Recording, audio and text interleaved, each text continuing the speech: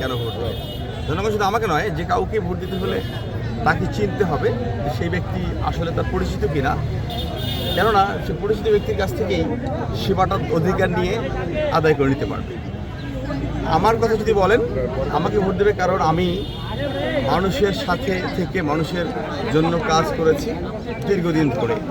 মানুষের একটা আত্মবিশ্বাস আমার উপরে আছে, দায়িত্ব দিয়ে নির্ভর করতে পারবে এবং তারা তাদের অধিকার আমার কাছ থেকে আদায় করে নিতে পারবে বিশ্বাস করি।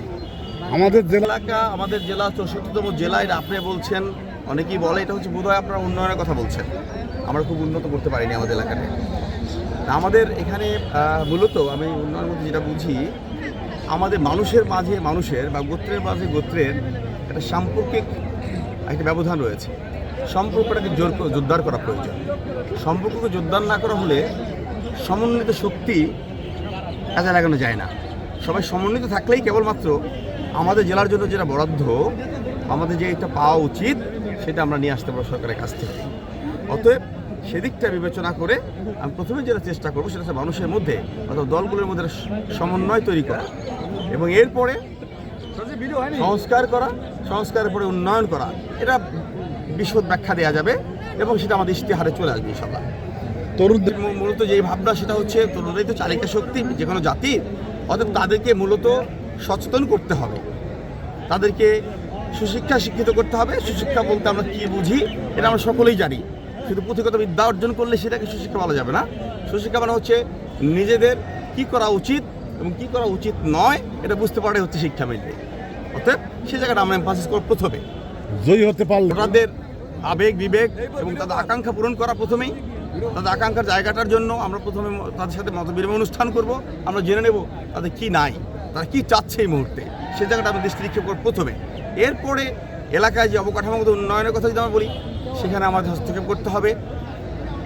প্রশাসনের সাথে জনগণের যে একটা ব্রিজ তৈরি করা, সেতু বন্ধন তৈরি করার ক্ষেত্রে আমাদের একটা ভূমিকা রাখতে হবে, যাতে জনগণ তাদের অধিকারটা কথা সরাসরি প্রশাসনকে বলতে পারে এবং প্রশাসনের কাছ থেকে তারা নিয়ে নিজেরা তৃপ্ত থাকতে পারে। সর্বোপরি আপনি বলতে পারেন যে উন্নয়নমূলক কাজ করাই তো আমাদের প্রতিশ্রুতি। শুধু আমি কেন, আপনারাও জানবেন যে জরিপ হয়েছে বা হাঁটতে চলতে গ্রামেগঞ্জে যেতে আপনারা জানতে পারেন যে এই প্রার্থীরা কীরকম, প্রার্থীদের সম্পর্কে তথ্য আপনারা নিজেরাও পেয়ে যান এবং ভোটাররা বলে 10 জনকে জিজ্ঞেস করলে আপনি যে উত্তর বেশি পাবেন সেখানেই তো আসলে বোঝা যাবে সেই প্রার্থীর প্রতি আপাতত so far as on today তার প্রতি বেশি জনসমর্থন রয়েছে। আপনি যদি আমাকে জিজ্ঞেস করেন অবশ্যই আমার জনসমর্থন আছে এবং খুব আশাবাদী আলহামদুলিল্লাহ। আমরা এদিকে সাধারণত অনেক সময় বলে থাকি সংখ্যালঘু, আমি বলি সংখ্যা কম আধিক্যের দিক দিয়ে কমে পিছিয়ে আছে এরা, তাদের জন্য আমাদের পরিকল্পনা আছে। কারণ আমরা সবসময় দেখে থাকি যে সমাজে যারা সংখ্যাগুরু আছে তারা ভালো থাকে, সংখ্যালঘুরা পিছিয়ে থাকে। অতএব আমাদের কাজ হবে সংখ্যালঘুদের পক্ষে কথা বলা, কারণ সংখ্যাগুরু যারা তাদের পক্ষে তো নিজেরাই কথা বলতে পারে। অতএব তাদেরকে নিয়ে আমাদের পরিকল্পনা রয়েছে এবং এটা আমার ইশতেহারে আসবে। এরপর আপনি যেটা বললেন, আর সেকেন্ড প্রশ্নটা কী বললেন, করবার সুযোগ রয়েছে।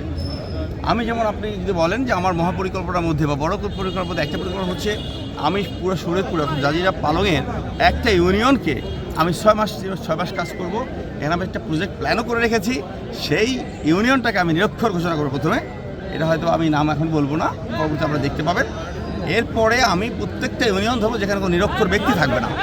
যখন নিরক্ষরতার হার কমে যাবে, সাথে সাথে আমরা যদি প্রাতিষ্ঠানিক শিক্ষাকে পর্যাপ্ত করতে চাই এবং অ্যাভেলেবেল করতে সবার জন্য, সেই ক্ষেত্রে আমাদের অবশ্যই চাহিদা করতে হবে, শিক্ষক বাড়াতে হবে, প্রতিষ্ঠানও বাড়াতে হতে পারে। আমরা এটা নিয়ে কাজ করবো, সার্ভে করবো, সার্ভে করে যেটা আসে সে অনুযায়ী আমরা কাজ নেবো ইনশাল্লাহ। দলের বাইরে, কোনো দলের বাইরে, বিশেষ করে বড় দলের বাইরে কেউ থাকলে, আবার যদি দল নাই থাকে সে আরও বেশি বিপদে থাকে। কেন বিপদে থাকে জানেন? প্রার্থী যদি ভয় পেত তাহলে সে আসতো না নির্বাচনটা করতে। প্রার্থীকে ঘিরে তো নির্বাচন হয় না। এখানে অনুসারীরা ভয় পায়। অনুসারী কেন ভয় পায়? তারা মনে করে ওনাকে দেবো, পাস করলেই বা কী করবে, আর ফেল করলে আবার কি করবে। দুই দিক দিয়েই বিপদ, উভয় সংকট। এই কারণে আমি তো আসলে পদে পদে সমস্যার সম্মুখীন হয়েছি, প্রতিবন্ধকতার সম্মুখীন হয়েছি, ওটা কাটিয়ে উঠেছি। এখন এই পর্যন্ত যেহেতু এসেছি, আগামী যাত্রা অব্যাহত থাকবে।